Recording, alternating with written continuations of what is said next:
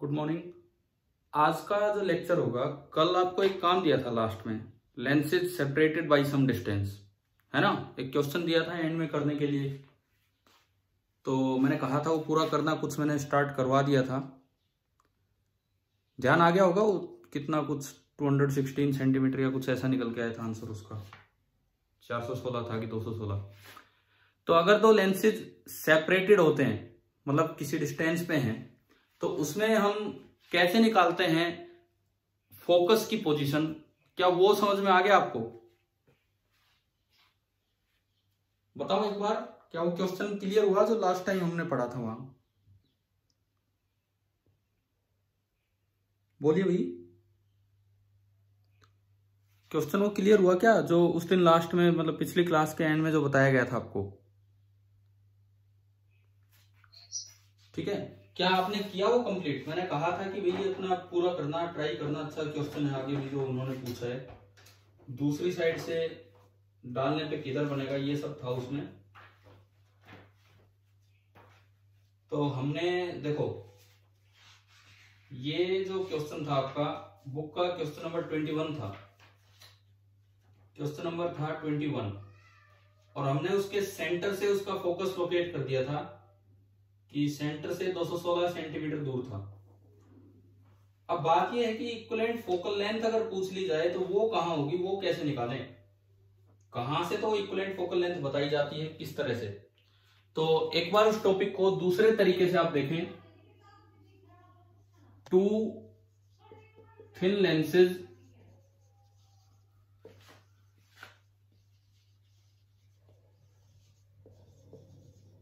separated by a distance.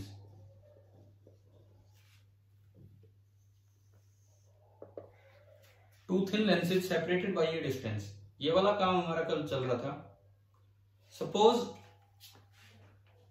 ये आपके दो लेंसेज हैं,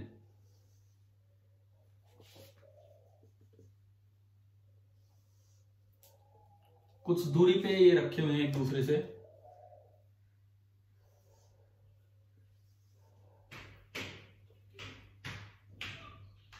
अब पहली बात तो ये है कि भाई फोकस का मतलब क्या है, इसके इक्विवेलेंट सेकंड फोकस का मतलब क्या होगा।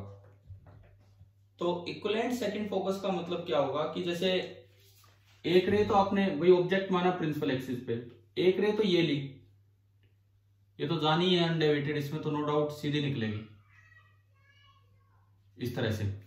दूसरी रे आपने इसके पैरेलल ली, क्योंकि पैरेलल रेज आएंगी तो ही ऑब्जेक्ट आपका इंफिनिटी पे होगा, और ऑब्जेक्ट इंफिनिटी पे होगा तब जहां फोकस होगा वही आपका सेकंड फोकस। ये कन्वर्जिंग लेंस है, इसने इसको कुछ कन्वर्ज किया, अब वो आगे फिर कन्वर्जिंग लेंस है, उसने इसको कुछ और कन्वर्ज किया, और मैंने माना कि भाई ये जो पोजीशन है this is the second focus of the combination. इस कॉम्बिनेशन का सेकंड फोकस ये होगा। तो क्या मेरे पास कोई ऐसा फॉर्मूला नहीं आ सकता, जैसे पीछे हमने निकाला था कि अगर लेंसेज कांटेक्ट में हो तो 1/f इक्विवेलेंट हो जाता है 1/f1 + 1/f2। तो क्या कोई इस तरह का फॉर्मूला यहां नहीं बन सकता क्या, कि अगर लेंसेज सेपरेशन के साथ हो, सपोज इनके बीच का सेपरेशन है d, ये f1 ये f2, तो अगर कांटेक्ट में होते कि फॉर d = 0, हमने ये पढ़ा हुआ है कि फॉर d = 0 फॉर्मूला होता है 1/f इक्विवेलेंट = 1/f1 + 1/f2। बताओ, ये तो पता है ना आपको, लेंसेज इन कॉन्टेक्ट वाला तो पढ़ ही रखा है, ठीक है। तो क्या कोई ऐसा फॉर्मूला नहीं बन सकता जिसमें डी की टर्म भी आ जाए और हमारे पास इक्विवेलेंट फोकल लेंथ भी आ जाए, ताकि ऐसा क्वेश्चन डायरेक्टली भी हम कर पाए। तो उसके लिए तरीका क्या होगा, कैसे देखना होगा, कैसे हम आगे बढ़े, वो देखना है हमें। सपोज ये जो पहली बार जो रे आई है, मैंने माना कि ये h1 हाइट पे आई है, फर्स्ट टाइम जो रे आई है वो h1 हाइट पे आई है, और सेकेंड टाइम जो रे आई है वो मैंने माना ऑप्टिकल सेंटर से h2 हाइट पे आई है। अच्छा, अगर हाइट का यूज आप कर रहे हैं, इसका मतलब आप कहीं ना कहीं डेविएशन लिखना चाहेंगे। हाइट का यूज करने का मतलब है कि आप पक्का डेविएशन लिखने वाले होंगे। इसमें क्या है, देखो ये रे यूं जा रही थी सीधी, ये जो रेड वाली रे है ये यूं जा रही थी सीधी, और ये यूं बन के निकली है बाहर, तो ये तो आपका है टोटल डेविएशन, ये तो आपका है टोटल डेविएशन। अब पहली बार जो डेविएशन हुआ वो ये है डेल्टा 1, एंड दूसरी बार जो डेविएशन हुआ वो ये है डेल्टा 2। आप बताओ क्या ये डायग्राम क्लियर हुआ कि नहीं, कैसे बनाया है? हाँ जी, डायग्राम क्लियर, समझ में आ रहा है क्या बनाया है, क्या दिखाना चाह रहा हूं इसमें?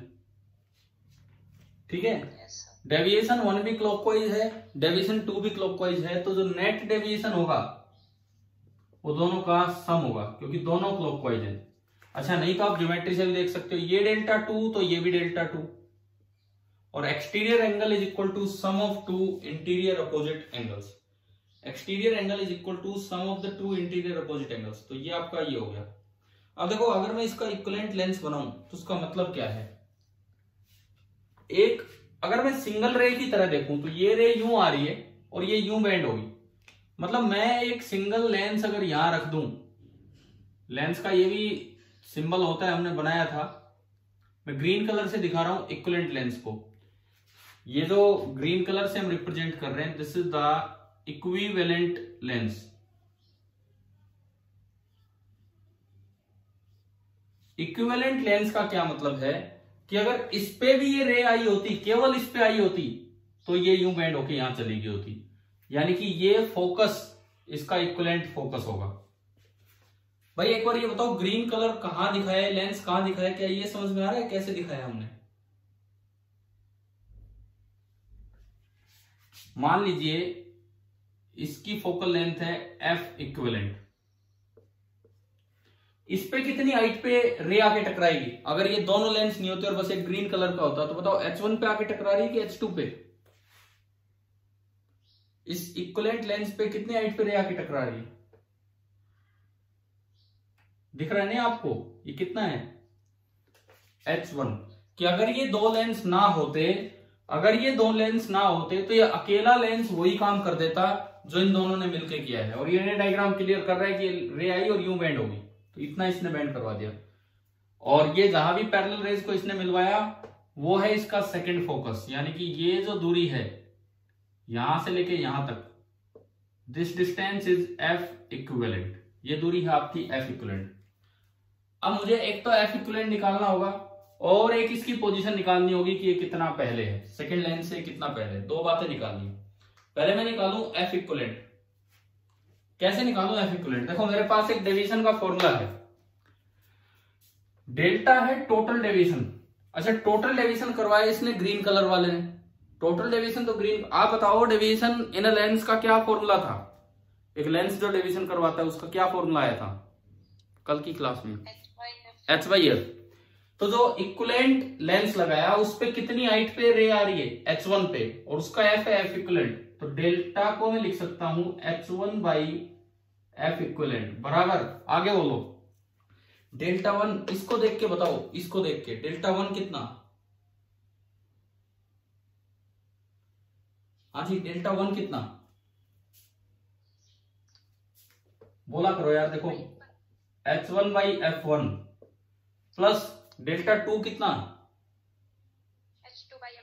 H2 by F2। दोनों साइड मैंने H1 से डिवाइड किया ताकि उस तरह की कुछ तो फॉर्म नजर आए, तो 1 by F equivalent is equal to 1 by F1 plus 1 by F2 और इनटू बचा H2 बाई H1। मतलब मुझे H2 बाई H1 की वैल्यू निकाल के लानी है इन टर्म्स ऑफ D। देखो मैं ये जानता हूं कि लेंसेज अगर कॉन्टेक्ट में होते, अगर लेंसेज कॉन्टेक्ट में होते तो हमारा फॉर्मूला होता 1 बाई एफ इक्विवेलेंट। ये तो पता ही है ना सबको, लेंस इन कॉन्टेक्ट वाला तो हमने पढ़ ही रखा है। तो कोई ऐसा फॉर्मूला निकल के आया एफ इक्विवेलेंट का कि अगर मैं उसमें D0 रखूं, अगर मैं उसमें D0 रखूं तो वही फॉर्मूला रिड्यूस हो जाए। तो ऐसी कोई टर्म बननी चाहिए, H2 बाई H1 निकालना होगा इन टर्म्स ऑफ D। ये आप सोचो भाई H2 बाई H1 ज्योमेट्रिकली कैसे निकाले इन टर्म्स ऑफ D। देखो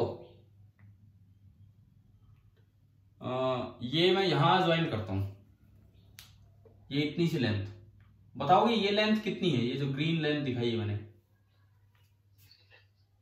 कितनी है ये लेंथ? -H2 माइनस H2, ये आपकी लेंथ हुई H1 माइनस H2। और दोनों लेंसेज के बीच का जो सेपरेशन है, दोनों लेंसेज के बीच का जो सेपरेशन है दैट इज D।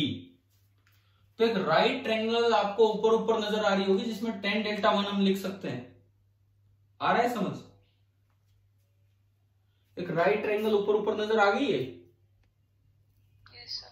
मैं चाहता क्या हूं, मैं H2 बाई H1, भाई हम क्या चाह रहे हैं, find H2 by H1 in terms of D, ये हम लाना चाहते हैं। तो उसके लिए मैं उस ट्रायंगल पे गया, ऊपर वाली ट्रायंगल पे। टेंजेंट ऑफ डेल्टा 1 कितना होगा, perpendicular upon base H1 minus H2 upon D। अच्छा, ये सब पैरेक्शियल ऑप्टिक्स चल रही है, तो tan डेल्टा 1 को आप डेल्टा 1 भी लिख सकते हैं, H1 minus H2 upon D। और डेल्टा 1 की जगह आपने रखा क्या था अभी थोड़ी देर पहले, H1 बाई F1। तो ये आपका बना H1 by F1 is equal to H1 minus H2 upon D। D को मैं इधर ले आया, H1 minus H2 is equal to D into H1 by F1। यहां से H2 निकाल लो, H1 को उधर भेज किया, H2 को उधर भेज के, तो H2 आ गया H1 minus D into H1 upon F1। अब मुझे वैल्यू चाहिए H2 अपॉन H1 की, तो दोनों साइड H1 से डिवाइड कर दो, तो H2 अपॉन H1 आ गया 1 minus D upon F1, equation number 2। बताओ H2 अपॉन H1 की वैल्यू समझ में आई, कैसे निकालिए? yes, sir. ठीक है, इसके बाद करना क्या है, यूजिंग इक्वेशन 2 इन 1, इक्वेशन 2 की वैल्यू आप 1 में यूज कीजिए। तो आपने ये उठा के वहां रखा, तो 1 upon F equivalent is equal to 1 by F1 plus 1 by F2 into H1 by H2 which is 1 minus D upon F1। और अगर मैं यहां से इसको आगे बढ़ाऊं तो मेरा फॉर्मूला आ गया 1 upon F equivalent is equal to 1 by F1 plus 1 by F2 minus D upon F1 F2। यानी कि अगर लेंसेज किसी सेपरेशन पे हो तो इक्विवेलेंट फोकल लेंथ का एक फॉर्मूला हमारे पास निकल के आ रहा है। कैसे निकाला है बोर्ड पे इधर उधर घूमते रहे हम, लेकिन समझ में आ रहा है कि नहीं? देखो सॉरी, मैं एक बार फिर से रिपीट करता हूं। हमने यहां से शुरुआत की, डेविएशन की वैल्यूज पुट की, इसको आगे ले गए H2 बाई H1 पे गए, फिर H2 बाई H1 निकालना था इन टर्म्स ऑफ D। तो फिर मैंने यहां से शुरुआत की tan डेल्टा से, और बस उसको थोड़ा सिंप्लीफाई किया और वापस इसमें पुट किया, तो ये आपका आंसर आ गया। और आप इसे जज करो, क्या वो सेटिस्फाई हो रहा है क्या यहां से? क्या वो स्पेशल केस का आंसर आ रहा है? बताओ। हाँ भाई, D इक्वल टू 0 रखने पे क्या वो फॉर्मूला बन रहा है जो हमारा कॉन्टेक्ट वाले लेंसेज का हुआ करता था? yes, है ना? तो इसका मतलब अगर लेंसेज सेपरेटेड होंगे तो हमारे पास एक इक्विवेलेंट फोकल लेंथ का एक फॉर्मूला आ गया। लेकिन इसमें एक बड़ी भारी दिक्कत है, ये फोकस लोकेट कैसे करें? आपने इक्विवेलेंट फोकल लेंथ निकाल ली, तो ये तो इससे दूरी है ग्रीन कलर से। ग्रीन कलर क्या सेंटर में है? बिल्कुल। ये जो इक्विवेलेंट लेंस है ये तो सेंटर में नहीं रखा। अब सवाल आते हैं तो उनमें तो जवाब सेंटर से देना होता है। तो इसमें एक बड़ा इंपॉर्टेंट काम ये रह गया, ये फॉर्मूला तो आ गया लेकिन पोजीशन ऑफ इक्विवेलेंट लेंस ये निकालना रह गया कि ये कैसे निकाले। पोजीशन ऑफ इक्विवेलेंट लेंस कैसे निकाले बताओ? ये जो पोजीशन ऑफ इक्विवेलेंट लेंस होती है दूसरे लेंस से बताई जाती है कि दूसरे लेंस से कहां होगी। कैसे बताएंगे? अब देखिए, ये मैं बिठाता हूं थोड़ी देर के लिए।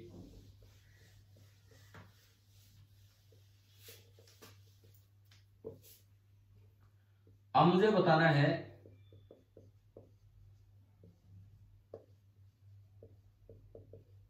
पोजीशन ऑफ इक्विवेलेंट लेंस, जो ग्रीन लेंस दिखाया है ये। अब मान लो ये सेकंड लेंस से कुछ पीछे रखा हुआ है, कुछ भी distance, let it be placed it मतलब ये जो इक्विवेलेंट लेंस है, ये जो हमने ग्रीन कलर वाला दिखाया है, ये वाला लेंस, हमने माना कि भाई ये कुछ डिस्टेंस पीछे रखा है और वो डिस्टेंस क्या कहूं मैं, डिस्टेंस में डी डैश बोल देता हूं। Let it be placed a distance D dash, क्या बोले इसको, बिहाइंड बोले, क्या बोले, इससे पहले हमने रखा है D dash behind the second lens में लिख रहा हूं। अब पता नहीं बिहाइंड लिखना चाहिए बियॉन्ड लिखना चाहिए, बियॉन्ड तो नहीं, बियॉन्ड तो आगे गया, बिहाइंड ही लिखेंगे। मतलब इतना पहले, ये याद रखना सेकंड लेंस से इतना पहले। और इसमें एक खास बात, ये डी डैश कोऑर्डिनेट नहीं है, ये डी डैश डिस्टेंस है, डी डैश डिस्टेंस है। ये पॉजिटिव आएगी तो इतना पीछे ही रखना होगा, ऐसा मत करना कि पॉजिटिव तो इससे आगे रख दिया है।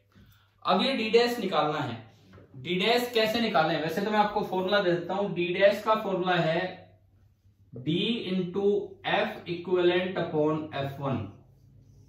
अब इसमें एक और बात, सारी चीजें खासकर ये फोकल लेंथ ये नेगेटिव हो सकती है, तो पुट विद साइन, आपको ये जो लेंथ्स हैं ये साइन के साथ रखनी होंगी। और इसके बाद अगर डी डैश पॉजिटिव आए तो इसका मतलब पोजीशन इधर ही है, और अगर डी डैश नेगेटिव आ जाए, ये खास बात है इस फॉर्मूले की ध्यान रखना, तो इसका मतलब ये पोजीशन आगे कर देनी है। सपोज डी डैश आ गया 10 सेंटीमीटर, अगर पॉजिटिव 10 आया तो सेकंड लेंस से पीछे रखो, लेकिन अगर सोल हो गया नेगेटिव 10 आ गया तो सेकंड लेंस से भी आगे कर देना आपको। तो ये कोऑर्डिनेट नहीं, इसमें उल्टा काम है, डिस्टेंस है और हम पीछे मान रहे हैं, और वो पॉजिटिव आ जाए तो पीछे रखना है और नेगेटिव आ जाए तो आगे रखना है। पहली बात, ये फॉर्मूला आया कैसे, ये डी डैश जो आपने निकाला ये आया कैसे, ये बताओ। जस्ट ज्योमेट्री है और कुछ नहीं, जस्ट हमें ज्योमेट्री पे जाना है। इधर देखो, इधर ये डी डैश है, ये है कि नहीं है डी डैश, ये h1 माइनस h2 और ये डेल्टा, ये पूरा डेल्टा। तो आप अगर इसमें यूज करते हैं तो टेन डेल्टा उस ट्राइंगल में, मैं ट्राइंगल के नाम नहीं डाल रहा हूं, बस वैसे आपको बता रहा हूं, tan delta is equal to h1 minus h2 upon D dash. Tan delta को आप डेल्टा भी लिख सकते हैं, और डेल्टा आपका है h1 बाई एफ इक्वलेंट। याद होगा ना, ये अभी थोड़ी देर पहले आपने लिखा था, आपने थोड़ी देर पहले लिखा था delta h1 by F equivalent is equal to h1 minus h2 upon D dash. D dash को इधर ले आओ और एफ इक्वलेंट को इधर ले जाओ, h1 minus h2 upon h1। आपने h1 से अलग अलग डिवाइड किया, तो this implies D dash is equal to F equivalent into 1 minus h2 by h1। यार मैंने मिटा दिया, आप बताओ h2 बाई h1 की वैल्यू लिखी थी आपने, क्या निकल के आई थी अभी h2 बाई h1 की value? 1 minus t by f। बताना, मुझे ध्यान नहीं है क्या आया था। 1 माइनस h2 बाई h1 क्या था, 1 minus d by f1, d by f1, ये था। अब देखो, जब ये ब्रैकेट हटेगी तो माइनस से 1 से 1 कैंसिल, और माइनस माइनस प्लस होके ये आ गया। तो आप बताओ क्या डी डैश का ये फॉर्मूला आ गया कि नहीं? एक डी बचेगा प्लस का, इंटू एफ इक्वलेंट बचेगा upon f1, D into F equivalent upon f1। बताइए समझ में आ गया क्या, कैसे डेराइव किया है? Yes sir. कल वाला क्वेश्चन ही कंटिन्यू हो रहा है, लेकिन इक्वलेंट फोकल लेंथ अगर पूछा जाए कैसे एक लेंस से कैसे रिप्लेस करें, ठीक है, आप अलग अलग करके तो कर दोगे। हमने वो कल सवाल भी सोल्व किया, शायद 216 सेंटीमीटर आ रहा था उसका आंसर कल, फर्स्ट पार्ट जो था, है ना? 416 आया था, पता नहीं यार, ध्यान नहीं है, मुझे तो ऐसा याद आ रहा था जैसे 216 आया हो। फर्स्ट पार्ट किया था, हो सकता है 416 सेकंड का हो, आपने किया हो घर से ट्राई, तो पता नहीं, हो सकता है 416 हो, ठीक है, जो भी था। तो उसमें तो सेंटर से आपने बताया, पर उसमें क्वेश्चन आ जाए कि अगर एक लेंस रखना हो तो उसे कहां रखें और उसकी फोकल लेंथ क्या हो, तो उसे कहां रखें, तो भाई ये तो फॉर्मूला डी डैश का, और उसकी फोकल लेंथ क्या हो वो हमने अभी फॉर्मूला निकाला ही था। तो मतलब फाइनली जो रिजल्ट आ रहे हैं, ये जो दो लेंसेज वाले सेपरेशन वाले जो रिजल्ट आए, हमारे पास रिजल्ट ये निकल के आ रहा है कि 1 upon F equivalent 1 by f1 +1/F2 minus D upon F1 into F2। Put F1 and F2 with sign. पहली बात तो ये, एंड दूसरी बात पोजीशन, तो D डैश, और ये D डैश पॉजिटिव है तो इतना पहले रखना है, D into F equivalent upon F1। अब उस सवाल में मैं फॉर्मूले यूज करके दिखाता हूं जो कल किया था, वही फर्स्ट पार्ट, कि उसमें कैसे ये फॉर्मूले यूज होंगे। देखिए एनसीईआरटी क्वेश्चन नंबर 9.21,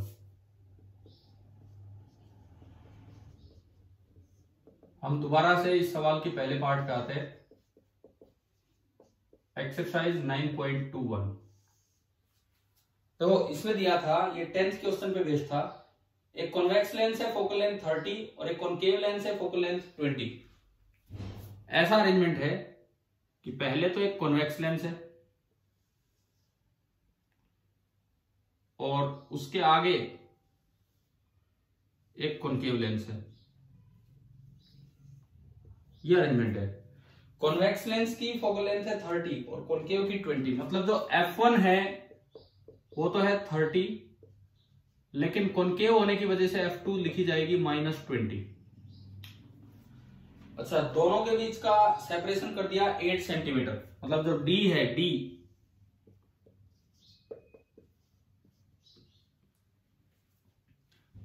चलो अब इसमें ये फॉर्मूला लगा के निकालते हैं कि फोकस कहां होगा, कहां पे, कि अगर रे आए इंफिनिटी से, अगर पैरेलल रे चल के आ रही है इंफिनिटी से, तो ये फाइनली कहां मिलेंगी प्रिंसिपल एक्सिस पे, ये देखना है आपने। चलो ये फॉर्मूला लगाया, पहला formula 1/F equivalent is equal to 1/F1 1/30 plus 1/F2, तो ये माइनस के साथ आएगा तो -1/20 minus D 8 upon F1 into F2, तो ये माइनस माइनस तो प्लस हो जाएगा, और 30 इंटू 20 इज 600। एक बार बताएंगे फॉर्मूला समझ में आया कैसे लगाया हमने? हाँ भी बच्चों, फॉर्मूला आ गया समझ? ठीक है, इसको थोड़ा आगे सिंप्लीफाई किया। एलसीएम 600, 20 माइनस 30 प्लस 8, 28 माइनस 30 -2 यानी कि -300। इट मीन्स F इक्वलेंट निकल के आ गया -300 सेंटीमीटर। इक्वलेंट फोकल लेंथ तो आ गई, लेकिन इसका कोई मतलब नहीं है जब तक आप पोजीशन ऑफ इक्वलेंट लेंस ना निकाल दो, तब उस पोजीशन पे चलते हैं। पोजीशन का फॉर्मूला है D dash that is equal to D into F equivalent upon F1।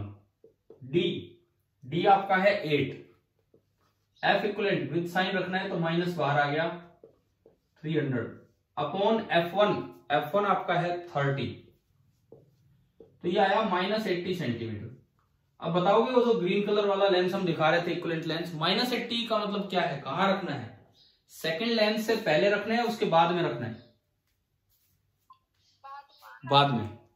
इससे भी 80 सेंटीमीटर आगे, तो ये तो 8 ही था, ये तो बहुत आगे हो गया, ये तो बहुत आगे हो गया। दूसरी बात, चलो वहां रख देंगे, कॉनकेव लेंस वहां रखना है कि कॉन्वेक्स लेंस वहां रखना है? इक्विवेलेंट फोकल लेंथ देख के बताओ, कॉनकेव लेंस वहां रखना है कि कॉन्वेक्स लेंस वहां रखना है? कॉन्वेक्स क्यों? कॉनकेव, क्योंकि F इक्विवेलेंट नेगेटिव है, इसका मतलब एक कॉनकेव लेंस आपको वहां रखना होगा ऐसा। सिंबल बताए थे ना हमने कभी कि ऐसे बना सकते हो आप, ये आपका कॉनकेव लेंस है, ठीक है। अब अगर मैं सिंगल रे को इस पे डालूं, तो ये कॉनकेव लेंस है, ये इन रेज को मिलवा देगा अपने सेकंड फोकस पे। इसका सेकंड फोकस कहां है? -300 का मतलब, -300 का मतलब है कि इससे भी आ जाओ, बहुत पीछे आ जाओ, 300 सेंटीमीटर पीछे आ जाओ आप। यहां मिलेंगी ये रे, यहां मिलेंगी। मतलब कैसे मिलेंगी? देखो, ये रे यूं बेंड होनी है और ये तो सीधी चलती रहेगी, तो पीछे बढ़ा के दिखाया। So this is the position of second focus. Equivalent तरीके से ये निकल के आई। चेक कीजिए क्या कल और आज वाली सेम आई है कि अलग आई है, देखते हैं कैसे। ये पूरी 300, ये 80, 300 में से 8 गया तो ये कितनी बची, 80 गया तो 220, ठीक है। और इसके सेंटर से अगर बताओ, सेंटर से तो ये 8 है, तो 4 और इधर आ जाओ, 8 है तो इस सिस्टम के सेंटर से कितना हो गया बताओ। मुझे तो यही आंसर ध्यान था, कल यही आया था हमारा। आप बताओ सेम आंसर आ गया कि नहीं। लेकिन कल अलग तरीके से आया था। कल आपने पहले इनको कन्वर्ज करवाया, फिर अगले ने डाइवर्ज करवाया, और कन्वर्ज और डाइवर्ज के बाद भी इसी तरीके पे जाके मिली थी। मतलब कल वाला जो मेथड था वो ये था कि पहले तो रेज कन्वर्ज हुई होंगी, फिर वो रेज डाइवर्ज हुई होंगी, और फाइनली ऐसे ही निकल गई होंगी। समझ रहे हो, कल वाला रे डायग्राम और आज का रे डायग्राम दोनों मैंने आपको कंपेयर करके दिखा दिया।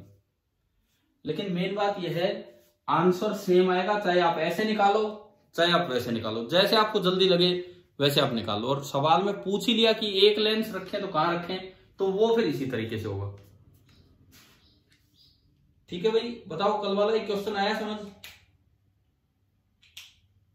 ठीक है, अब देखिए एक बार अपनी बुक में आप वो सवाल निकालें, एनसीईआरटी एक्सरसाइज का क्वेश्चन नंबर 21, एक बार देखें, पढ़े, मैं बोलता हूं उसमें। देखिए ये लिखता है कि determine the effective focal length, तो ये आंसर नहीं दे के आना है। कभी इफेक्टिव फोकल लेंथ बताया -300 ना, ये नहीं बताना है आपको। बताना है कि इफेक्टिव सेकंड फोकस कहां है, सेंटर ऑफ द सिस्टम से 216 सेंटीमीटर पीछे, ये देना है। चाहे आप पहले मेथड से जाओ चाहे दूसरे से, ठीक है। उसके बाद ये लिखता है does the answer depend on which side of the combination a beam of parallel light is incident.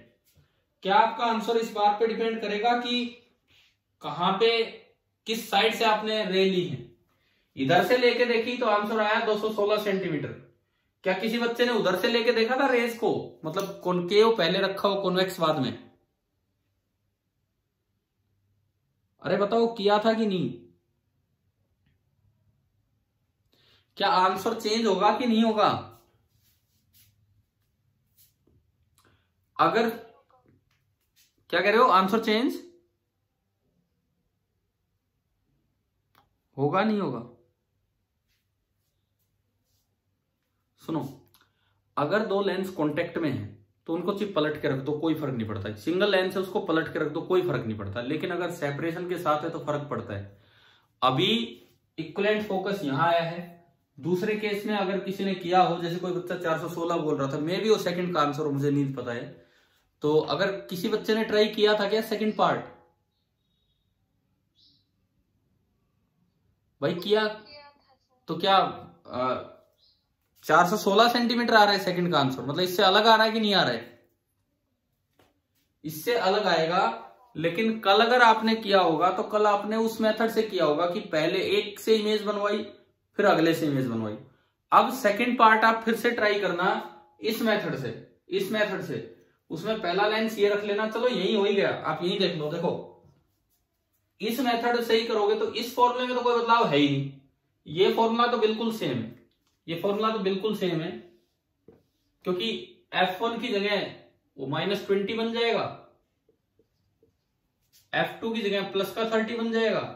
तो ये तो सारी वैल्यू सेम है, यानी कि F इक्विवेलेंट तो वही आना है। पर बात यह आती है कि अब कहां होगा फोकस, तो पोजीशन पे डिपेंड करेगा। आपका पहले वाला लेंस ये है, दूसरे वाला लेंस ये है, इनके बीच की दूरी है 8 सेंटीमीटर, और अब आपने रे इधर की साइड से ली, इधर की साइड से आपने रे ली, तो इस पे तो कोई फर्क ही नहीं पड़ा। ये जो F इक्विवेलेंट वाला आंसर भी हो जाएगा, D डैश पे फर्क पड़ेगा, D into F equivalent upon F1। अब देखो D है 8, F इक्विवेलेंट निकल के आया -300, वो तो वही है। लेकिन जब F1 रखोगे तो -20 रखा जाएगा, -20, माइनस से माइनस गया ये प्लस हो गया, 0 से 0 गया, 2 से 4 गया, 4 3 12, तो ये आया प्लस का 120 सेंटीमीटर। प्लस का 120 का क्या मतलब है? सेकंड लेंस से पहले रखना है कि सेकंड लेंस के बाद रखना है? बताओ। पहले 120 पहले, तो 120 तो बहुत पहले हो गया, 120 सेंटीमीटर पहले, सपोज ये यहां है।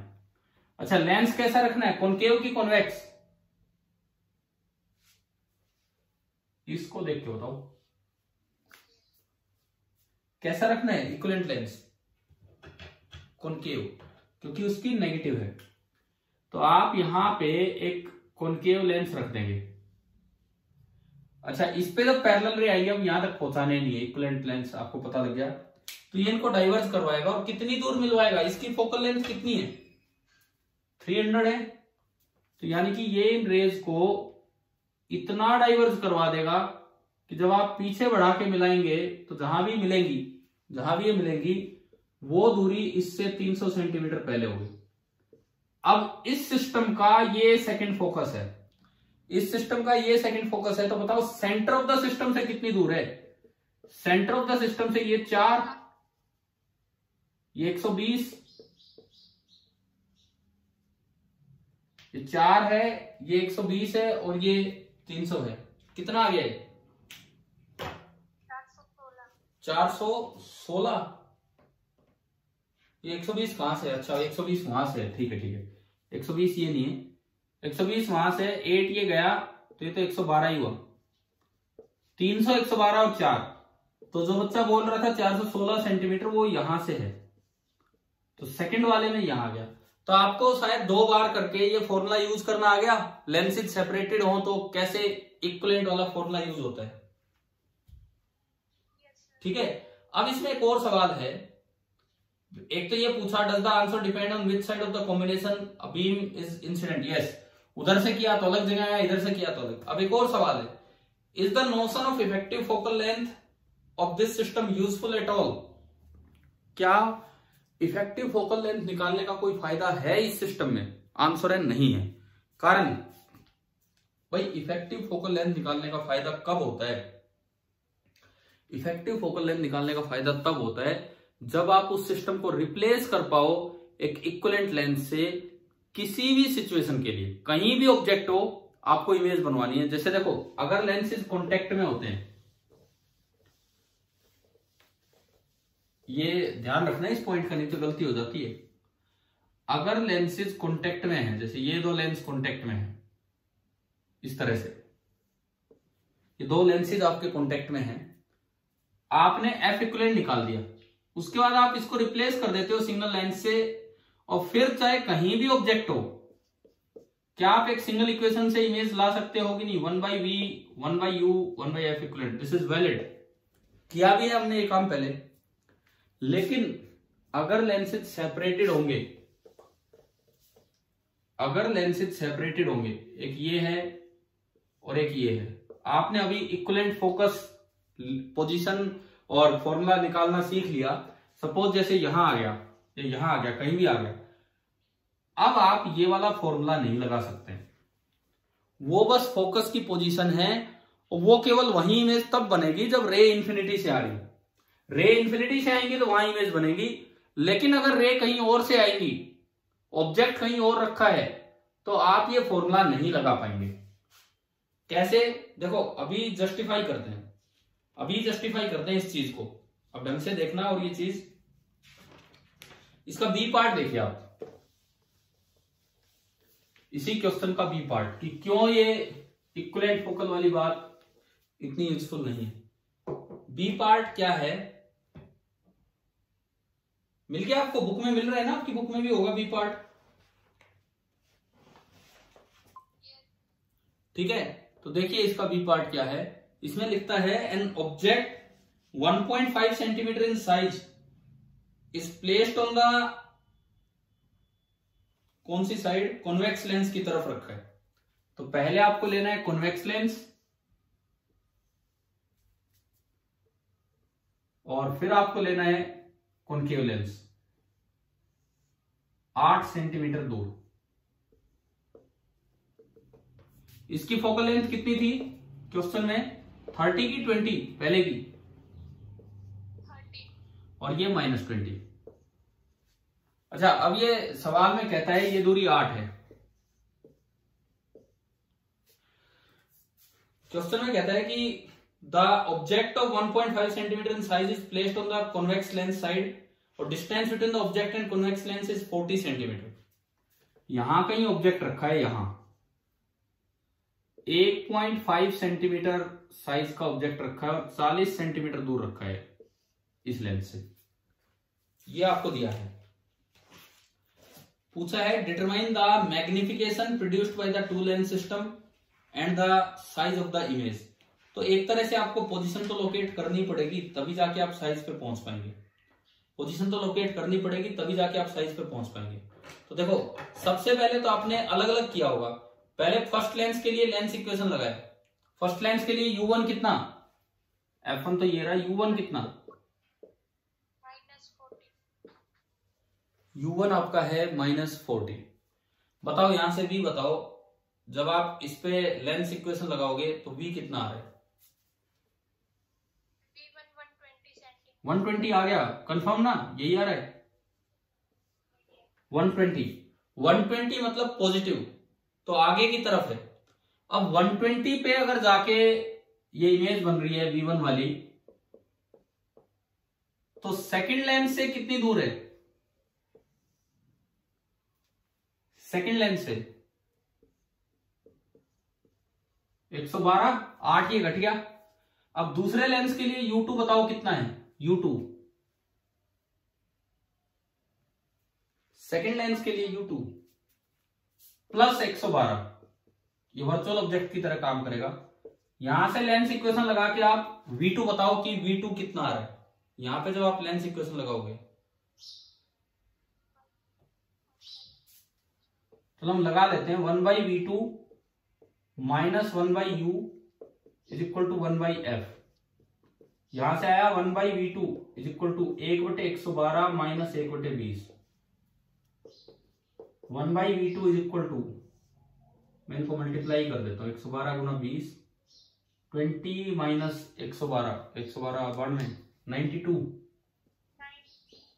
तो यहां से V2 आ गया minus 112 into 20 upon 92 centimetre. Minus का मतलब है कि उससे इतना पहले बनेगी इमेज, ठीक है, उससे इतना पहले बनेगी इमेज। अब बात यह है कि कितना मैग्निफिकेशन हुआ है, तो मैग्निफिकेशन अलग अलग निकाल लिया करो।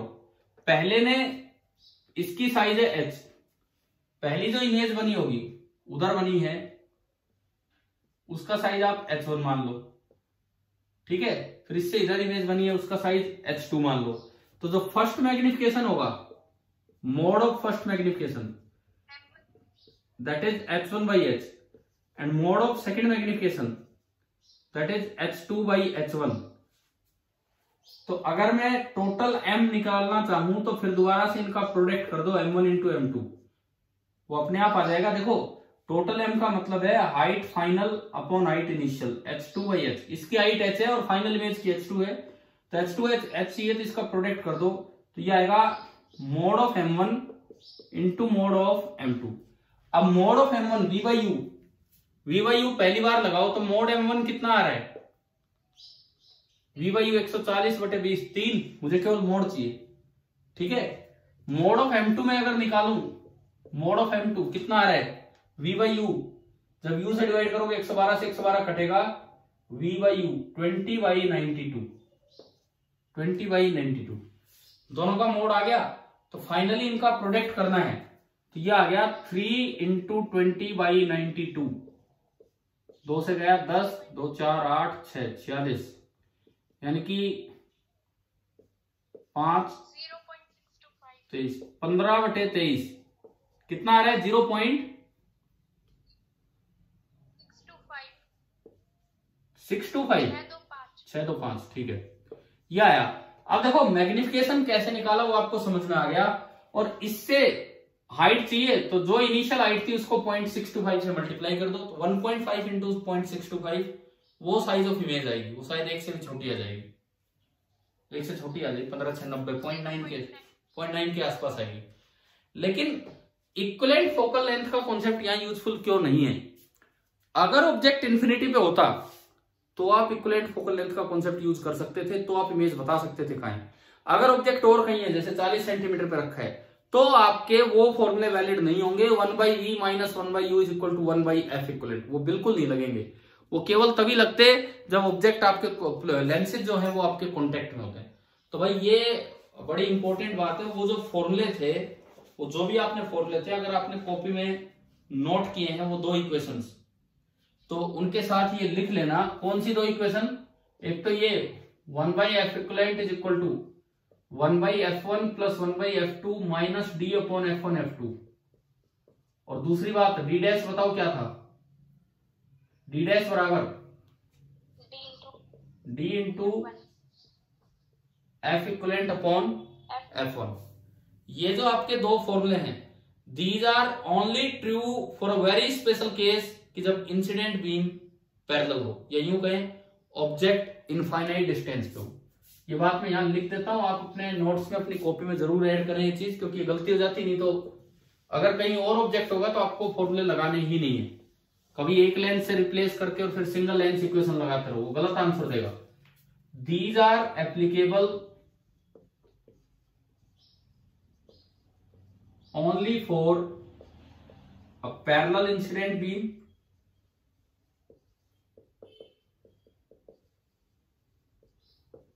यानी कि object is very far away.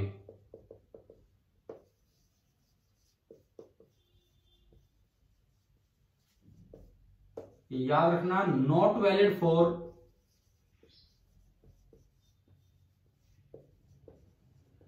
Objects at finite distances. तो मैंने पिछले लेक्चर में क्वेश्चन स्टार्ट करके छोड़ा था कि आप कुछ घर से करेंगे। यूं लगा लो कि वो सवाल अभी कंप्लीट हुआ है, कि उसमें जो कुछ बताना था, जितना कुछ बताना था, शायद आपको समझ में आ गया होगा। अभी बताओ, क्लियर है ना ये वाला सवाल? ठीक है। तो हमने कॉम्बिनेशन ऑफ लेंसेज पढ़ लिए, सेपरेशन वाले भी पढ़ लिए, फिर पावर, डेविएशन, और उससे पहले कॉन्टेक्ट वाले भी हमने पढ़े। एक चीज का ध्यान रखना, ये जो मैग्निफिकेशन का फॉर्मूला है m1 इंटू m2, ये तब भी वैलिड है, ये तब भी वैलिड है जब लेंसेज कॉन्टेक्ट में थे, और ये तब भी वैलिड है जब लेंसेज एक दूसरे से कुछ सेपरेशन पे थे। समझ में आ गए? ठीक है। कॉम्बिनेशन वाला फॉर्मूला, मैग्निफिकेशन का दोनों बार वैलिड है, लेकिन पावर और फोकल लेंथ वाले बस इसी में वैलिड है, इसी तरीके से। ठीक है। कॉम्बिनेशन पे ही मैं जैसे एक क्वेश्चन ही याद आ रहा है, लगा लो, 10th वालों को भी करवाया था शायद ये। जैसे कोई लेंस है,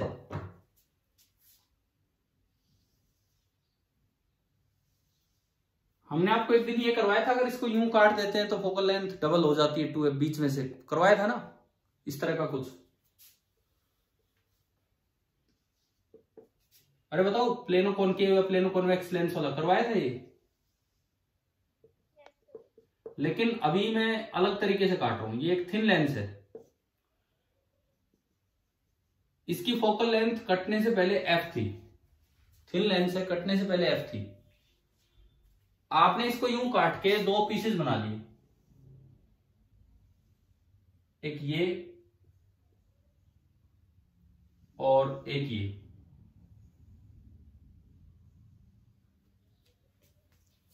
ऐसे रख दिए। अभी बताओ, एक पीस की फोकल लेंथ कितनी है? एक पीस की, फिर दोनों पे आएंगे हम।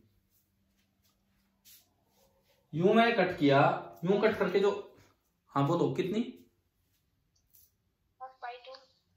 नहीं, एक पीस की एफ ही रहेगी। क्या इधर वाला कर्वेचर चेंज हुआ है? क्या इधर वाला कर्वेचर चेंज हुआ है? नहीं हुआ ना, उधर वाला कर्वेचर चेंज हुआ। जब तक दोनों साइड का कर्वेचर चेंज नहीं हुआ, तो एक तरह से पता है क्या है, ये ऐसा बना दिया जैसे आपने इसको कपड़े से ढक दिया हो। हमने मिरर पढ़े थे कि कपड़े से ढक देते हैं, या आधा पोर्शन कवर कर देते हैं, या उसको कट कर देते, पढ़ा था ना मिरर में, इस तरह का।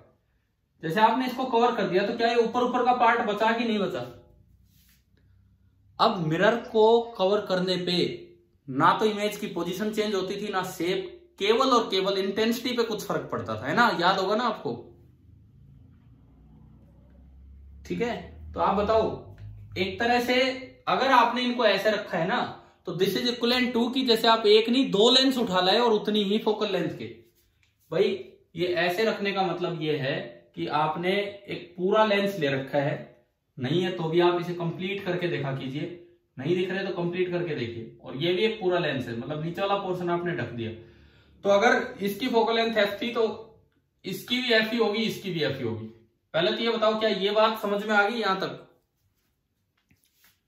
कभी भी अगर ऐसे आधा लेंस मिले उसको अपने आप कंप्लीट कर लिया करो, अपने आप कंप्लीट कर लिया करो, ठीक है? क्लियर है यहां तक? अब इसी पे मैं एक और सवाल पूछूं, एक लेंस है उसको यहां से कट कर दिया, इतना पार्ट उठा लेंगे, बताओ उसकी पावर कितनी है?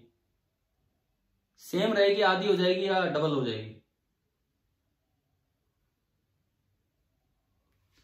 एक लेंस है, मैंने उसको यहां से कट करके और बस एक पार्ट में उठा ले गया, बताओ उसकी पावर में क्या फर्क पड़ा? उसकी फोकल लेंथ में क्या फर्क पड़ा ये बताओ चलो।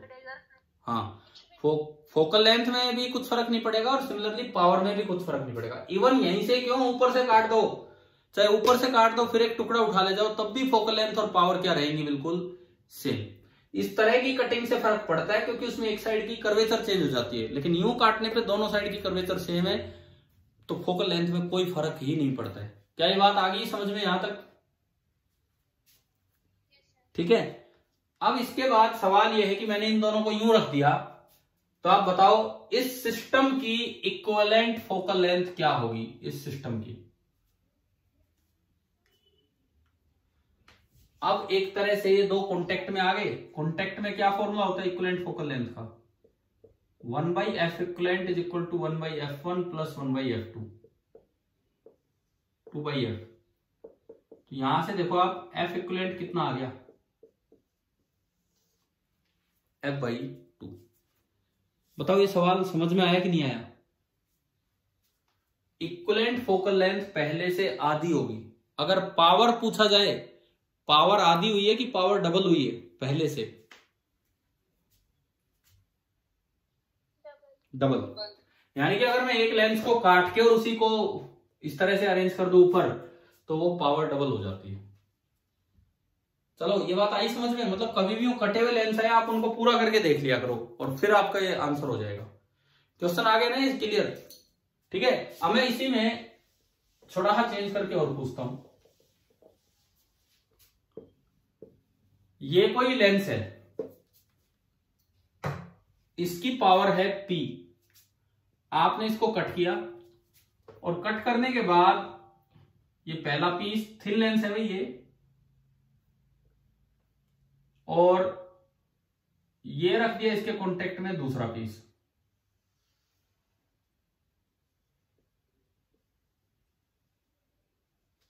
अब बताओ इस सिस्टम की पावर,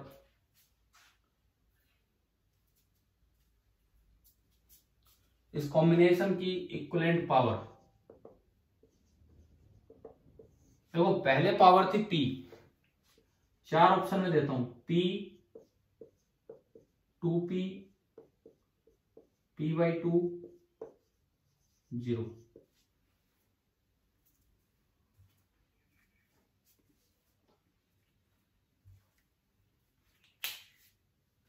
कीजिए, बताइए क्या होगा क्या नहीं होगा।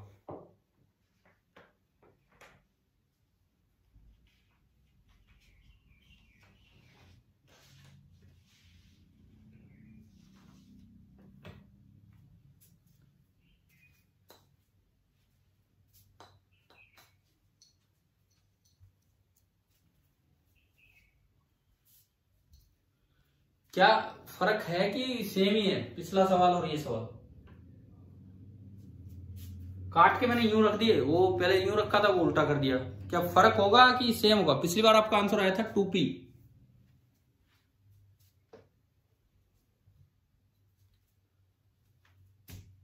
बताओ कुछ कर रहे हो क्या? मैंने अभी क्या बताया था, अगर ऐसे कटे हुए लेंस आए तो पहले उनको कंप्लीट किया करो।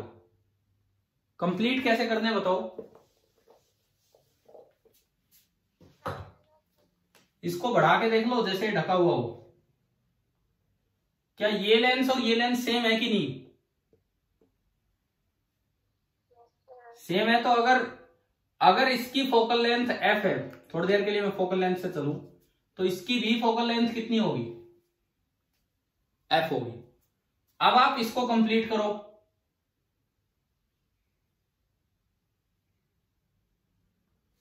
क्या ये लेंस और ये लेंस सेम है? ये बीच में से थिक है, ये बीच में से थिन है, मतलब कर्वेचर सेम है, कर्वेचर सेम है, लेकिन बीच में से पहले थिक था, अब ये थिन हो गया। मतलब ये पहले कॉन्वेक्स था, अब ये कैसा बना दिया आपने, कॉनकेव। कॉनकेव लेंस की फोकल लेंथ पॉजिटिव होती है कि नेगेटिव होती है? कॉनकेव लेंस की focal length negative, curvature same है। यानी कि अगर इसकी फोकल लेंथ पहले एफ थी, तो अब जो इक्विवेलेंट लेंस रखा गया है उसकी, सॉरी ये सामने रखा गया है, इसकी फोकल लेंथ होगी माइनस एफ। अब अगर मैं निकालूं 1/f equivalent, 1/f1 plus 1/f2, तो यानी कि 1/f इक्विवेलेंट आ गया 0, और 1/f इक्विवेलेंट ही p इक्विवेलेंट होता है, यानी कि p इक्विवेलेंट आपका कितना आ गया 0। तो मैंने अभी जो 4 ऑप्शन दिए थे उनमें से एक ऑप्शन 0 भी दिया था, तो शायद आपको समझ में आ गया होगा। हमें बताओ, क्लियर हुआ ये? ठीक है। अब देखो, हमने पढ़ा कि कॉम्बिनेशन ऑफ लेंसेज वगैरह पढ़ लिए, ठीक है, इनका बड़ा यूज है। कॉम्बिनेशन ऑफ लेंसेज का अच्छा खासा यूज होता है।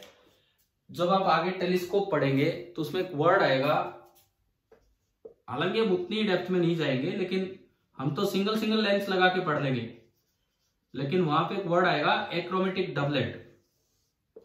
एक्रोमेटिक डबलेट कुछ इस तरह की अरेंजमेंट होती है, ये एक कॉनकेव और कॉन्वेक्स को साथ लगा दिया जाता है। एक्रोमेटिक मतलब, क्रोमेटिक का क्या मतलब था कल? क्रोमेटिक कि जो कलर्स फैला के इमेज को ब्लर कर रहा था, डिस्टर्ब कर रहा था ना ये। तो एक्रोमेटिक डबलेट का क्या मतलब होगा? एक कलर फैलाएगा लेकिन दूसरा कलर समेट देगा, तो क्रोमेटिक एब्रेशन को खत्म करने का एक तरीका होता है, जिस लेंस को हम बोल देते हैं एक्रोमेटिक डबलेट। तो कॉम्बिनेशन आगे काफी यूजफुल होने वाला है, ये जो भी कॉम्बिनेशन होगा ये वाला। तो अब हम चलते हैं अगले कॉन्सेप्ट पे, जिसमें लेंस के साथ मिरर का यूज करेंगे।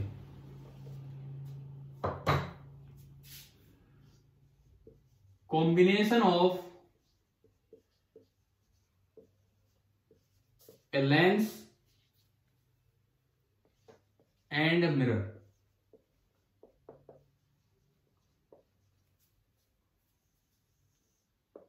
Combination of a lens and a mirror, ये है। इसमें क्या होता है? इसमें ये होता है भाई, चाहे तो आप लेंस की अगली सरफेस की सिल्वरिंग कर दो, ये लो, ये भी combination of lens and mirror है। This is non edge silvered या पॉलिश्ड साइड ऑफ लेंस। या आप सिल्वरिंग नहीं करना चाहो, अलग से इसके कॉन्टेक्ट में भी रख सकते हो, जैसे ये लेंस है, चाहो तो इसके साथ प्लेन मिरर लगा दो, लेकिन मिरर की पॉलिश्ड साइड बाहर होनी चाहिए, पॉलिश्ड साइड बाहर होनी चाहिए। This is the combination of lens and mirror. तो मेरा सबसे पहला सवाल यह आता है कि अगर मैं इसको एक चीज से रिप्लेस करना चाहूं तो इक्विवेलेंट लेंस बनेगा या इक्विवेलेंट मिरर बनेगा? अगर केवल एक से रिप्लेस करें तो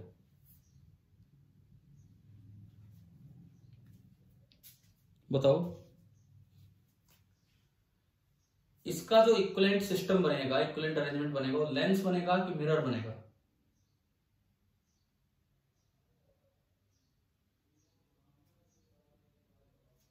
बोलो भाई बोलो। क्या फाइनली रेज आगे जा पाएंगी या वापिस ही आनी है?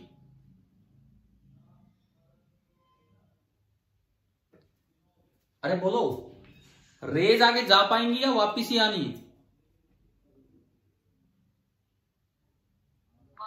वापिस ही आनी है। इसका मतलब ये जो भी सिस्टम है, the system will act as a mirror. ये जो भी सिस्टम होगा ये मिरर की तरह काम करेगा। मतलब मैं एक एफ इक्विवेलेंट का फॉर्मूला निकालूंगा और उसमें 3 केसेस बनेंगे। एफ इक्विवेलेंट या तो पॉजिटिव बन रहा होगा, या नेगेटिव बन रहा होगा, या 1/f=0 आने का मतलब है कि f= इनफाइनाइट बन रहा होगा। और ये मिरर का काम करेगा। तो अगर f= पॉजिटिव है तो कौन सा मिरर का काम करेगा, कॉन्वेक्स की कॉनकेव? कौन से मिरर का फोकस पॉजिटिव साइड होता है? कॉन्वेक्स। यानी कि ये काम करने वाला है कॉन्वेक्स मिरर का। अगर f= नेगेटिव होगा तो ये काम करेगा कॉनकेव मिरर का, और अगर इनफाइनाइट होगा तो ये काम करेगा प्लेन मिरर का। ये लास्ट बताया मैंने कि अगर इसको सोल्व करके कुछ आता है तो क्या। अब बात आती है कि इसका फॉर्मूला क्या होता है, इस सिस्टम का या इस सिस्टम का, वो भी हम डेराइव करेंगे। 1/f= is equal to 1/f mirror minus 2/f lens। मैं f1 f2 नहीं लिख रहा, फिर कंफ्यूज हो जाओगे f1 क्या है f2 क्या है। 1/fm f mirror minus 2/f lens, और विद साइन सब कुछ पुट करना है, और इसको भी विद साइन देखना है कि क्या आया क्या नहीं आया। और एक और बात सुनो, मिरर के साथ कॉन्टेक्ट में अगर दो लेंस हो तो पहले लेंस का कॉम्बिनेशन का फॉर्मूला लगा लो, 1/f= is equal to 1/f1 plus 1/f2, उससे fl ले आओ और फिर आप ये फॉर्मूला लगा लोगे। क्या ये बात आई समझ में जो मैंने लास्ट में बताई है? अगर मिरर के साथ कॉन्टेक्ट में दो लेंस हो तो आप पहले दो लेंसेज का इक्विवेलेंट फोकल लेंथ निकालो 1/f1 plus 1/f2 से 1/fl, और फिर आप ये लगाओगे तो ये आएगा।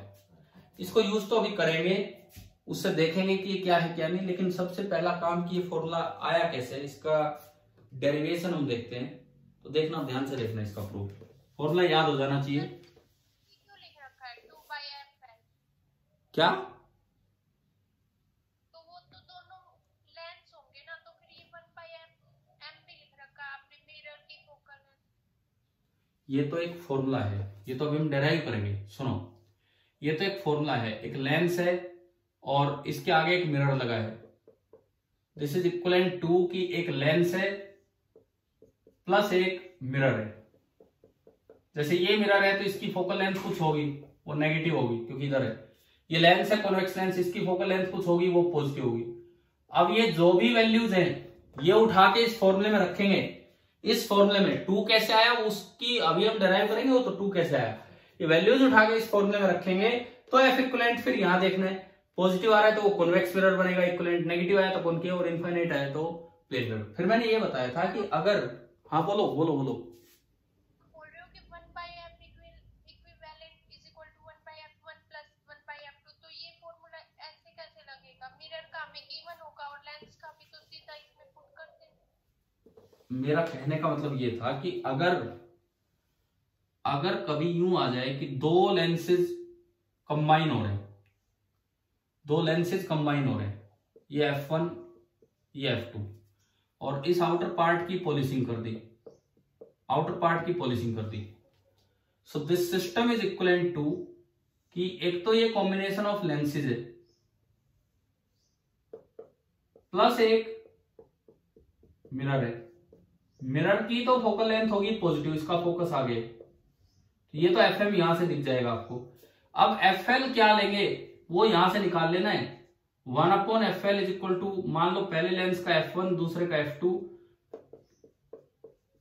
यहां से तो निकालेंगे आप fl, यहां से देखेंगे fm, और फिर fl और fm को इसमें पुट करेंगे तो इक्विवेलेंट f= आएगा। फिर देखेंगे कि वो कैसा मिरर है, ये बोला है मैंने।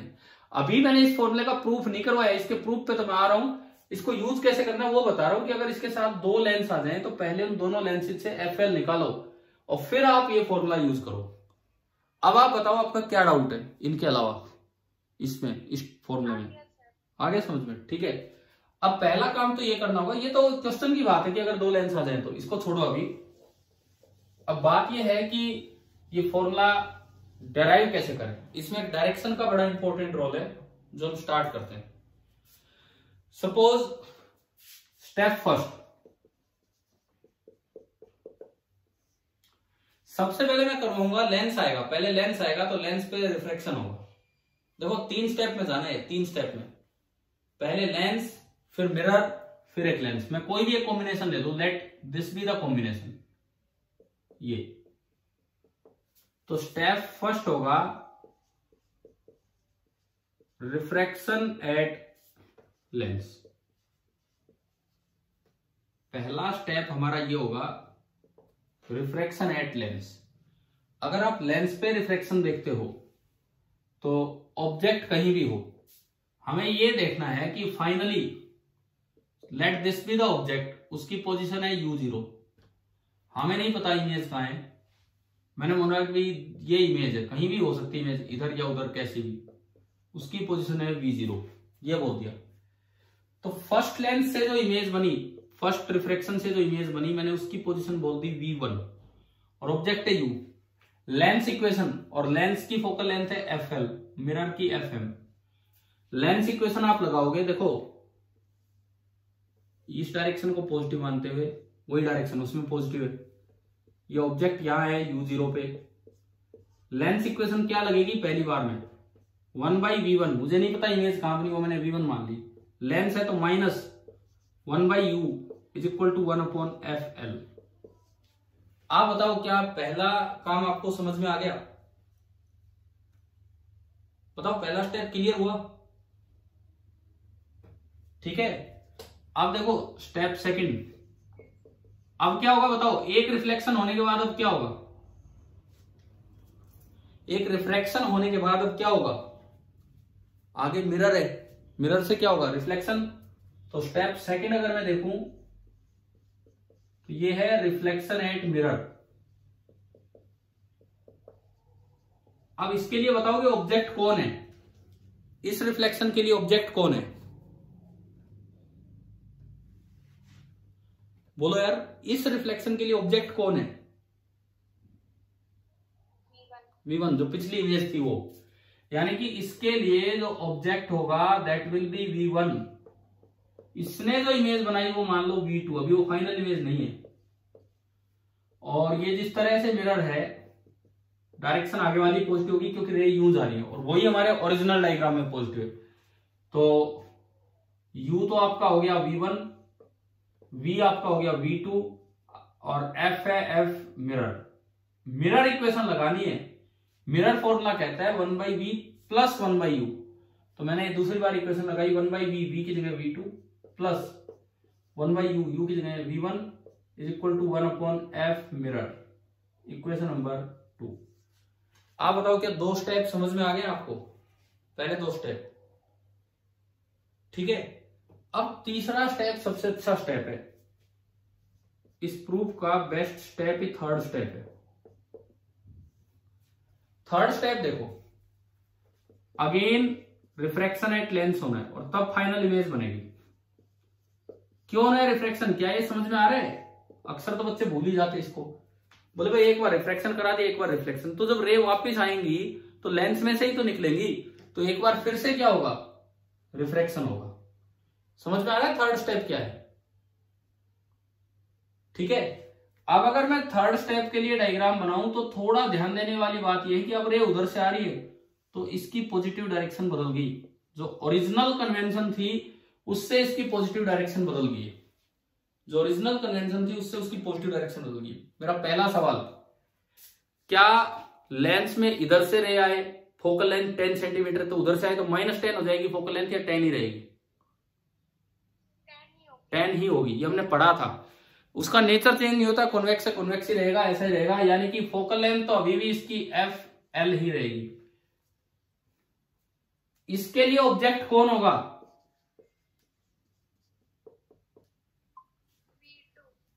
V2। लेकिन वो V2 कोई पोजीशन है, मान लो V2 यहां पॉजिटिव था, सपोज V2 यहां पॉजिटिव था और V2 यहां था, इससे 5 सेंटीमीटर उधर, तो नए कन्वेंशन के अकॉर्डिंग वो 5 सेंटीमीटर उधर है, तो 5 लिखा जाएगा कि -5 लिखा जाएगा? -5। मतलब पिछली बार अगर वो V2 था तो इस बार उसको यहां पुट क्या करना पड़ेगा, अगर वो 5 था तो -5, अगर वो -5 था तो इस बार +5, यानी कि जो भी V2 था। यही तो सबसे खास बात है इस प्रूफ में, इस डेरिवेशन में, कि तीसरा स्टेप भूल जाते हैं, और अगर सही ले लेते हैं तो मान लो याद भी रह गया तो फिर वो इमेज को ऑब्जेक्ट बनाना ही होता है तो सीधा लिखते हैं। जब भी कभी डायरेक्शन चेंज होगी फोकल लेंथ चेंज नहीं करनी है। ये पॉजिटिव थी तो पॉजिटिव रहेगी, पहले सेकंड फोकस उधर था तो उधर से आएंगी तो सेकंड फोकस इधर होगा, पॉजिटिव रहेगी। लेकिन जो ऑब्जेक्ट की पोजीशन है वो चेंज होगी। अब बताओ इमेज की क्या पोजीशन है, जो हमारा ओरिजिनल डायग्राम देखो, ओरिजिनल डायग्राम में आपने इमेज की पोजीशन क्या दिखाई है, वी दिखाई है ना। अगर ओरिजिनल डायग्राम में लेट वी आता है 10 सेंटीमीटर, तो इस नए डायग्राम के अकॉर्डिंग वो कितना होना चाहिए बताओ। अगर वहां वो वी है 10 सेंटीमीटर, तो इस नए डायग्राम के अकॉर्डिंग, इधर वाले साइन के अकॉर्डिंग वो वी की वैल्यू कितनी पुट होगी यहाँ पे, -10। मतलब अगर ओरिजिनल वो वी है तो यहाँ पे इमेज लिखी जाएगी -v, तब जाके वो वी आएगा।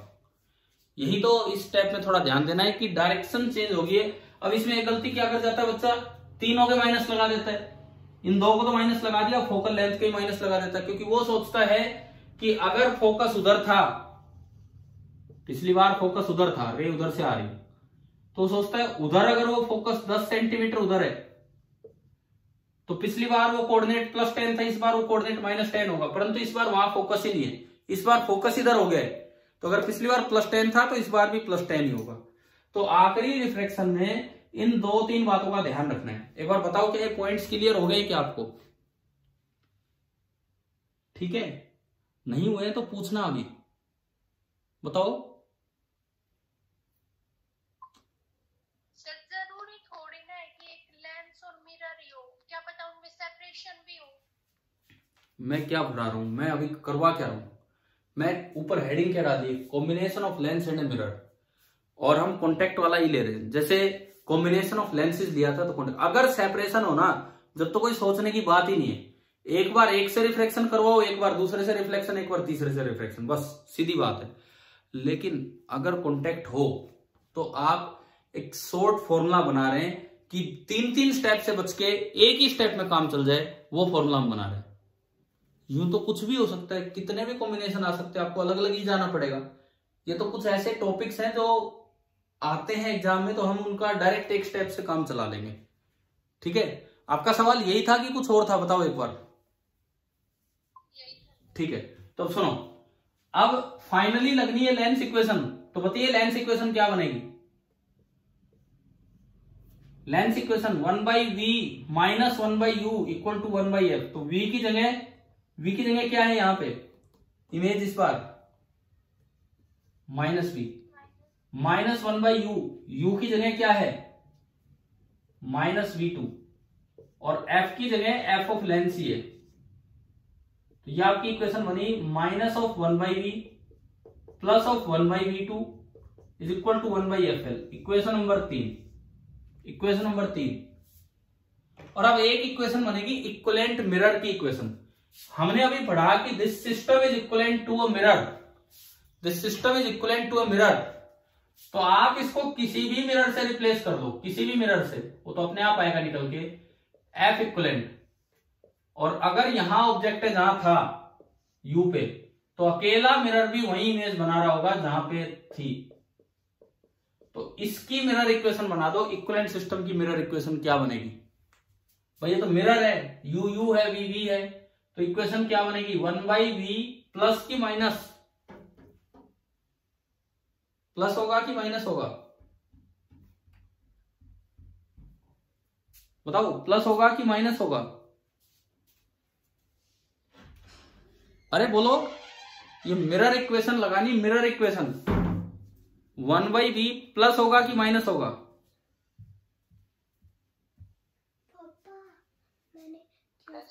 Plus 1/v + 1/u = 1/f equivalent. Equation number 4। अब देखो, मैं एक फॉर्मूला लाना चाहता हूं कि 3-3 स्टेप से बच के मैं एक स्टेप में अपना आंसर ले आऊं। तो मुझे 1/f इक्विवेलेंट चाहिए in terms of f mirror and f lens, ये चाहिए। तो अब क्या करो, इक्वेशन नंबर 1, 2 और 3 से v1 और v2 को गायब करो। इक्वेशन नंबर 1, 2 और 3 से v1 और v2 को गायब करो। 1, 2 और 3 से v1 और v2 को गायब करो, और फिर इक्वेशन 4 से कंपेयर करो। देखो 1 में 1/v1 है, और 2 में प्लस का 1/v1 है। तो अगर मैं 1 में से 2 घटा दूं, अगर मैं 1 में से 2 घटा दूं तो क्या v1 गायब हो रहे है ना। 1 में से 2 घटा दूं तो v1 गायब हो रहा है। अब देखो 2 में 1/v1 है ना, 1/v2 है, एंड 3 में 1/v2 है। तो क्या करें, 2 में 1/v2 है, 3 में भी 1/v2 है, किस तरह से करें। देखो बस आपको यही सोचना है कि किस में क्या घटाना है क्या करनी। ये आपकी पहली इक्वेशन 1/fl, वो आपकी फाइनली दूसरी इक्वेशन है, एंड ये आपकी लास्ट वाली इक्वेशन है।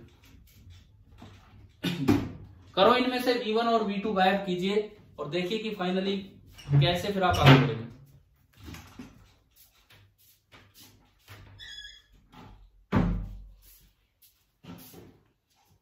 जोड़ घटा करके ही गायब करने और कुछ नहीं।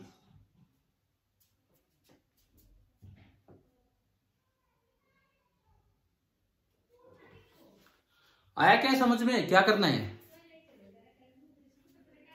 भाई। देखो v1 मैंने गायब करना बताया, 1 में से 2 घटा दो v1 गायब हो जाएगा। ठीक है, पहले 1 में से 2 घटा के अपनी इक्वेशन ले आओ, क्या आएगी। रुक जाओ यार थोड़ी देर, 1 में से 2 घटाओ, v1 की इक्वेशन लाओ, क्या आएगी।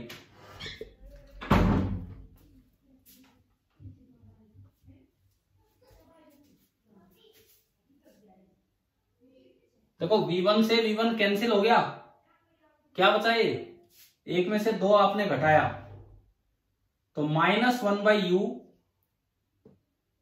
-1/v2 is equal to 1/fl -1/fm। बताओ क्या ये इक्वेशन आ गई समझ में। अरे ठीक है, अब इसमें से और इसमें से v2 गायब करना है, तो यहां -1/v2 और यहां +1/v2, तो मैं 5 और 3 को ऐड कर दूं तो क्या v2 गायब हो जाएगा। 1/v2 से 1/v2 कैंसिल हो रहा है, दिख रहा है ना। ठीक है, अब क्या बचा देखो, -1/u ऐड किया है, यह है -1/v ऐड किया हमने, is equal to 1/fl -1/fm, और वहां से जुड़ेगा 1/fl, तो ये हो जाएगा 2/fl। 2/fl, इस माइनस को उधर ले जाओ, इस माइनस को उधर ले जाओ, तो ये माइनस कॉमन लेके गया तो 1/v + 1/u is equal to, ये माइनस उधर गया तो 1/fm - 2/fl। Equation number 6। थोड़ी जगह कम है लेकिन शायद आपको दिख रहा हो। क्या इक्वेशन नंबर 6 समझ में आई कि नहीं आई, कैसे लिखी है। ठीक है, अब 4 और 6 को कंपेयर करो। 4 इक्विवेलेंट इक्वेशन थी, वो भी 1/v + 1/u है, और 6 ये वाली लाइन, तो दोनों की एक साइड बराबर है तो दूसरी साइड भी बराबर होगी। तो आप देखो क्या ये फॉर्मूला डेराइव हो गया कि नहीं। ठीक है, ये फॉर्मूला अब कितना इंपॉर्टेंट है मैं आपको अभी बताता हूं, किस तरह से ये यूज होगा। पहली बात, इसका डेरिवेशन आ गया होगा समझ में। ठीक है, देखो डाउट है तो बताओ अभी इसमें।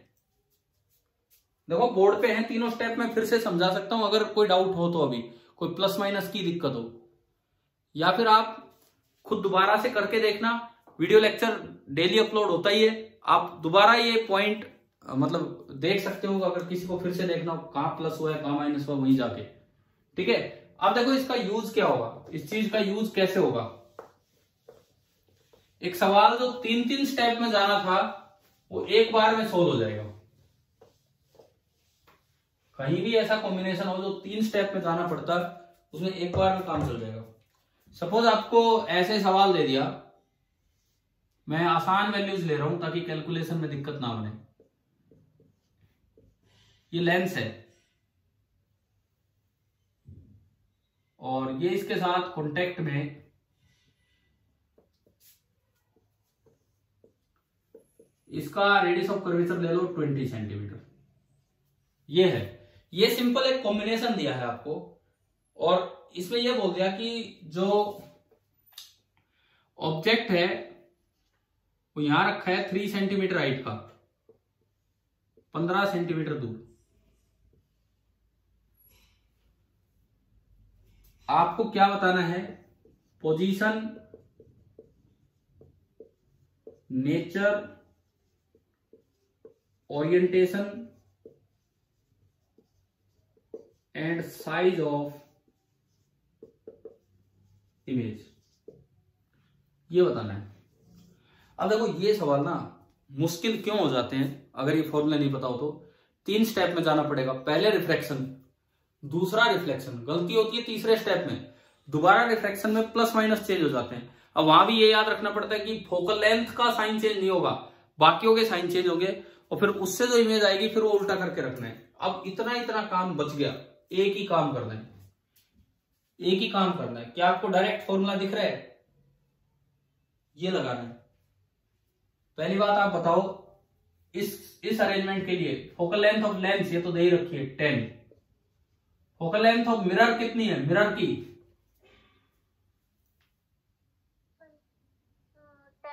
+10 की -10? +10। इसका फोकस उधर है। लो जी, ये फॉर्मूला यूज कर लो, ये फॉर्मूला यूज कर लो एफ इक्विवेलेंट निकालने के लिए। 1/F equivalent is equal to 1/FM -2/FL। आया समझ में? विद साइन रखना है, पर यहां तो बाई चांस दोनों ही साइन पॉजिटिव है, तो अगर आप देखोगे तो ये आया -1/10, इसको सीधा किया तो F इक्विवेलेंट आ गया -10। ये बताओगे क्या चीज है, कौन सा है? माइनस आ गया, कॉन्वेक्स की कॉनकेव की प्लेन? कॉनकेव क्या, लेंस या मिरर? मिरर, यानी कि जो इक्विवेलेंट बनेगा वो आपका कॉनकेव मिरर बनेगा। अब देखो इतना बड़ा सवाल, 3 स्टेप में जाने वाला सवाल जिसमें प्लस माइनस का भी ध्यान रखना पड़ता, कितना आसान हो गया। आप इसको रिप्लेस करो एक कॉनकेव मिरर से, ये लो जी, और एक रिफ्लेक्शन का क्वेश्चन बन के रह गया, छोटा सा सवाल बन के रह गया कॉनकेव मिरर का क्वेश्चन। अब यू कितना इस ऑब्जेक्ट के लिए? -15। एफ अभी आया -10। अब मिरर इक्वेशन लगा के वी लाओ, मिरर इक्वेशन ना कि लेंस इक्वेशन। वी बताओ यहां से कितना आया?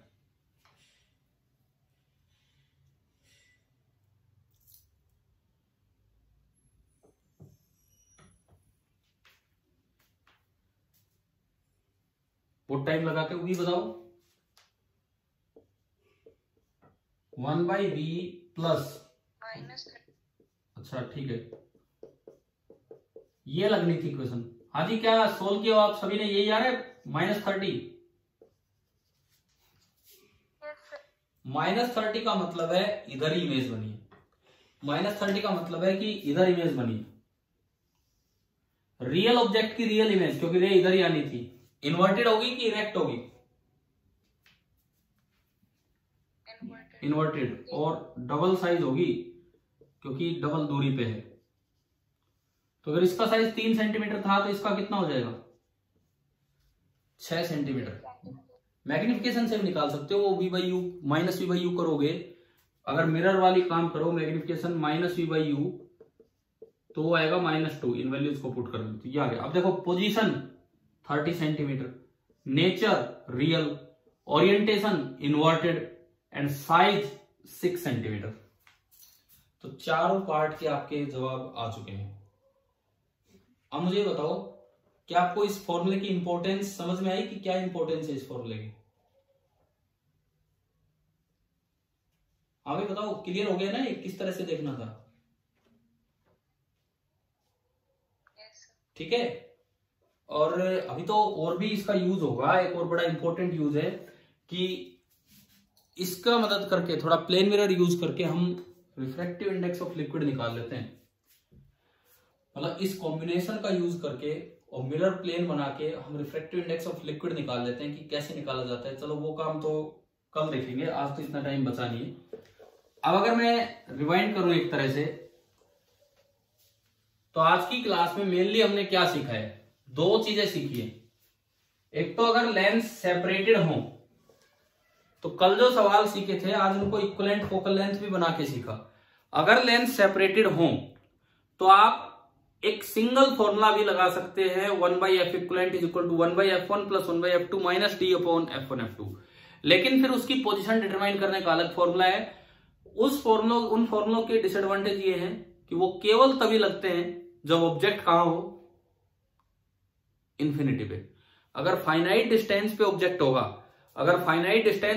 होगा तो आप इक्विवेलेंट फोकस निकाल के और फिर 1/v minus 1/u equal to 1/f नहीं निकाल सकते हैं, ठीक है। और दूसरी चीज जो हम सीख के गए आज की, वही लेंस और मिरर का कॉम्बिनेशन, ये यूजफुल है। वो इतना यूजफुल नहीं है, वो जो पहले किया वो इतना यूजफुल इसीलिए नहीं है कि वो केवल तभी काम आएगा जब ऑब्जेक्ट इन्फिनिटी पे हो, बस, और कहीं काम नहीं आएगा। परंतु ये तो कहीं भी ऑब्जेक्ट हो हमेशा काम आएगा। विद साइन आपको रखने हैं। और ये मैंने कहा कि अगर लेंस एक की बजाय अगर मिरर के साथ 2 लेंस हैं तो भी ये इस तरह से काम चल जाएगा। अब मैं आपको एक क्वेश्चन देता हूं जिससे हम कल शुरुआत करेंगे, अगला लेक्चर यहीं से चलेगा। मान लो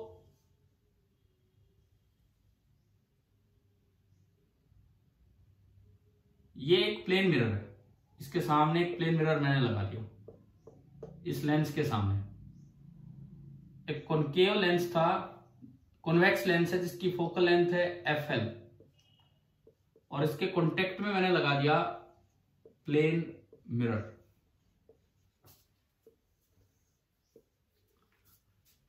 हमारा सवाल ये है कि एक पोजीशन ऐसी थी कि यहां अगर मैं ऑब्जेक्ट को रखता हूं, ये ऑब्जेक्ट है, सपोज ये इससे 30 सेंटीमीटर दूर है, इनके ये पास ही है तो थिन लेंस है तो कोई फर्क नहीं पड़ता उसकी थिकनेस से। इफ ऑब्जेक्ट इज प्लेस्ड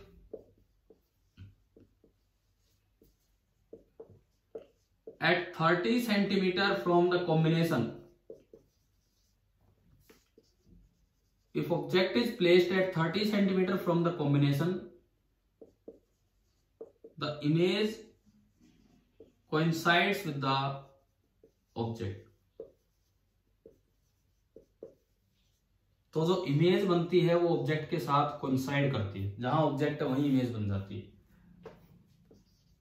आपसे पूछा है फाइंड द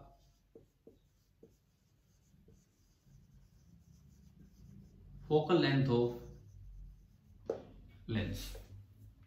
इस फॉर्मूले का आप यूज कर सकते हैं, आप और किसी तरह करना चाहें तो और किसी तरह भी कर सकते हैं। क्वेश्चन आ गया है समझ में, ठीक है। और इसके बाद आप ये बताओ, आपकी एनसीईआरटी टेक्स्ट बुक में आखिरी क्वेश्चन क्या है? आखिरी क्वेश्चन क्या वो डायग्राम वाला है क्या? देखो एक बार, आखिरी सवाल एक्सरसाइज का क्या वो वाला दिया है जिसमें एक लेंस है, नीचे प्लेन मिरर है और एक लिक्विड भरा है, ठीक है। तो दूसरा क्वेश्चन आपका होमवर्क का ये है कि try last question of NCERT exercises. मेरी बुक में 38 है वो नंबर, आपकी बुक में 32, 33, कितना नंबर है वो?